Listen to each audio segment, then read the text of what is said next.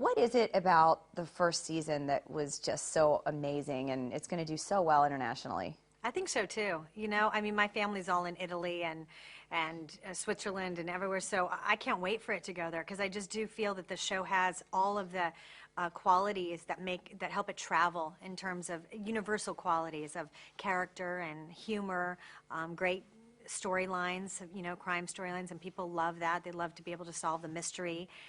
We have such wonderful characters on the show. Corsack's hysterical, and Lorraine Bracco. Like there's a great chemistry and vibe amongst everybody, and I think that that's what people respond to.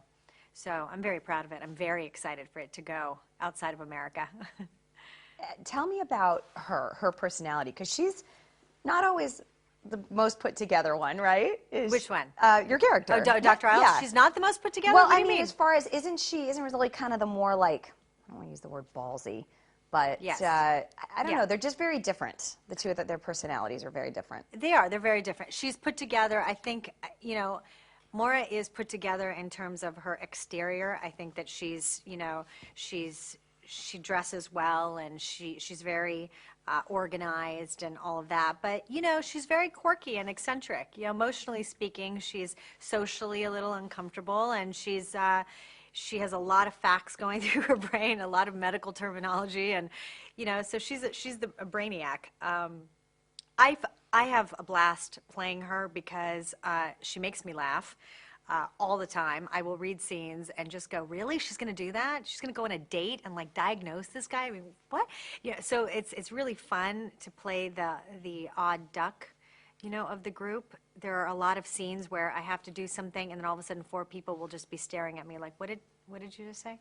So, you know, I like that. She's a nerd. But on the other hand, I do find her put together in terms of her business and how she handles her work. She's very good at what she does, and her and Rizzoli both are very good at what they do, and I think that's where they come together and have a deep sort of respect for how they handle their work. You know, I think in the first season, what's fun is that they're so different, is that they do approach even a decision about how to handle a situation so different that it's fun to watch how they argue or get down to, you know, the different viewpoints of how they can handle something.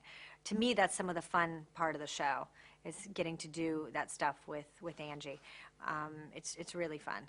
Also, you know, it's fun to see 2 women argue and get along and respect each other and, you know, get to go and have a drink after work or whatever it is, or talk about their love life over a dead body. I mean, these things are really fun to play because they're unusual. So I have a good time doing that. And I didn't know it was based on books. I mean, a book. Yeah. I didn't know that. They're great books, as a matter of fact, and you should read them because they're a little bit, they remind me of like The Girl with the Dragon Tattoo, if you've read those books. Tess Gerritsen is an incredible writer, and she comes from a medical background. She's a doctor, but she was always in love with horror movies and thrillers and mysteries, so she started to write.